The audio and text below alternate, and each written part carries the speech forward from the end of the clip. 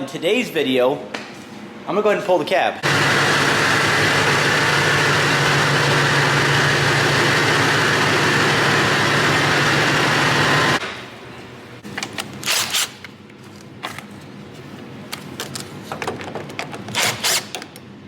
Next, go ahead and remove your inner fenders, which have already been done. You're gonna locate your radiator, which is right here, and you're gonna go ahead and disconnect your radiator hose and to go ahead and just let it drain out. Make sure you have a nice clean bucket. I just cleaned one out, which is right here. So before you do that, go ahead and release, you already heard that. Go ahead and release the pressure from the cooling tank and remove that cap. So after you've drained the coolant into your bucket, you're gonna go ahead and remove your upper radiator hose, which is right here. I already did that.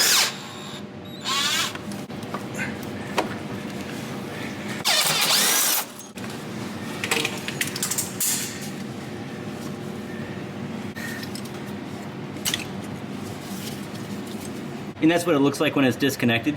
Next, I'm gonna go ahead and remove this plastic shroud right here. It's just held on by these little body clips. And that's pretty much it, guys. I'm gonna remove all 8 body clips off the top of this thing and remove your shroud.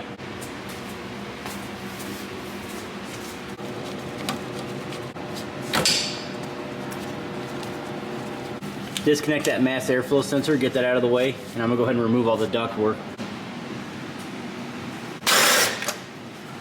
2 bolts on the top, and then 4 pop clips on the bottom. Just slide this thing out, and as you guys can see, you have these holes right here, and this is like a dowel alignment on this side as well. So remove those, pull that out, and you should be good to go. Go ahead and locate your transmission cooler lines. Connect to your radiator, but there is a transmission cooler built inside of the radiator.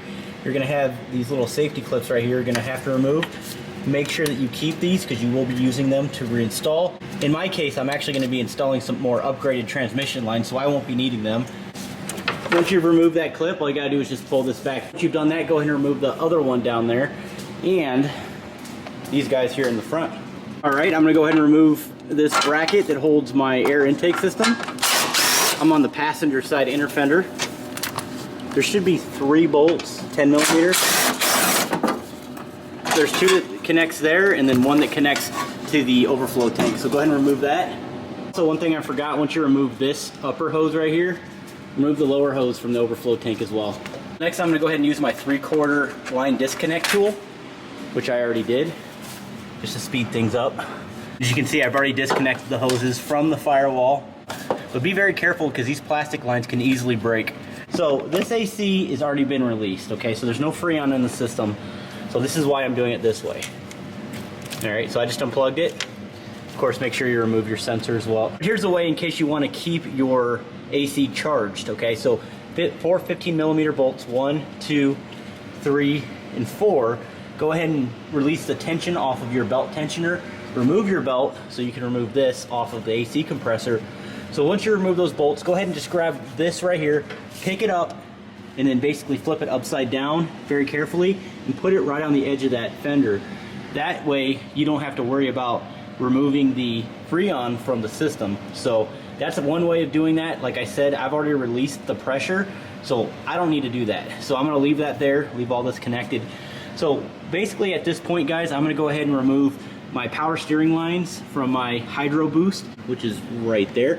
And I'm gonna go ahead and disconnect the 2 bolts that connect to the master cylinder to the hydro boost. Once I've done that, I'm then gonna go ahead and remove the steering shaft, which is a 15 millimeter. So let's go ahead and get started on that. Also, one thing I forgot to mention, remove the glow plug harness that connects to the glow plug module, which is this guy right there.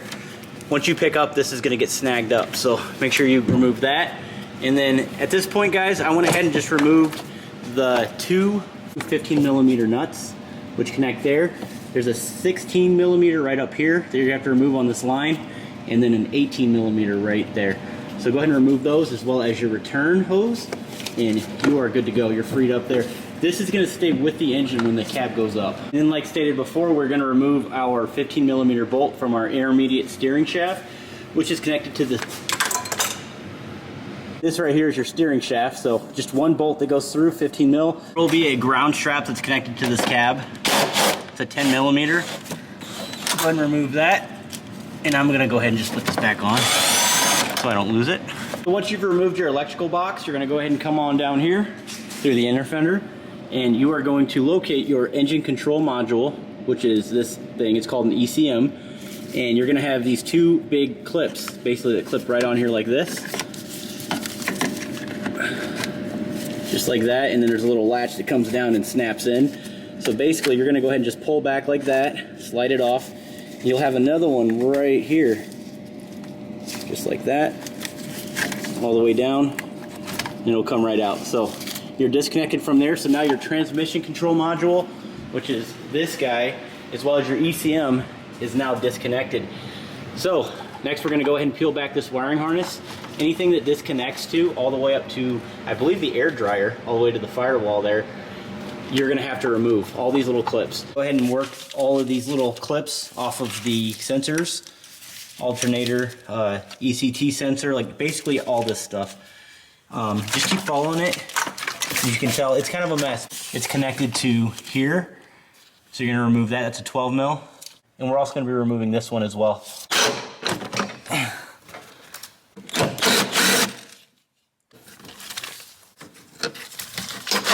As you can see, we're all freed up here. Also, one thing that I missed here, you're going to go ahead and remove that one as well. So we're going to go ahead and remove our fuse block. There's little pull clips on the ends. Just go ahead and pull those out. Pull this up. Same thing on the other side. Just like that. Take a flat blade screwdriver. Be very careful. Get up underneath there. Pry it up. And you'll remove your entire fuse block right here. It's gone. And it's the same principle with these clips right here, guys. They sit in here, they clip. Basically, you're just going to kind of take a screwdriver, pry up just a little bit on one end, and it should break these free. Go ahead and remove that. These little push tabs right here on the ends, just push them in, and that should pop right out like that.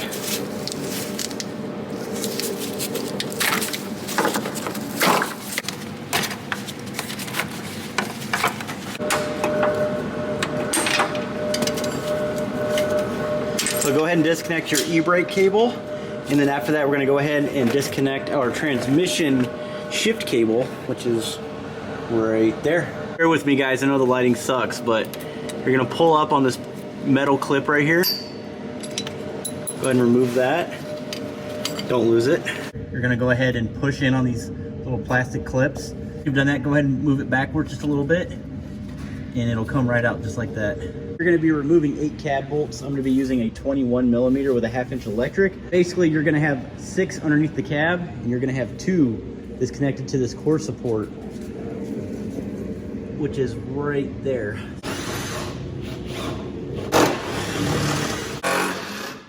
The biggest issue that I'm having here, is this off-road bumper, guys. It's snagging right here it's fine. It's kind of wobbly, but right here, this is a metal edge.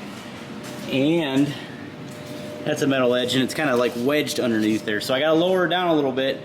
Fortunately, I'm gonna have to loosen the brackets on the bumper so we can push it back. So you're looking at the passenger side. There's a ground right here on the front of the frame. And got a ground right here, guys. So make sure you remove that. Also, one more thing. I'm a big stupid. Before I pull this up, I got to remove this fan shroud. Totally forgot about that, because you're not going to be able to clear this lower shroud if you don't.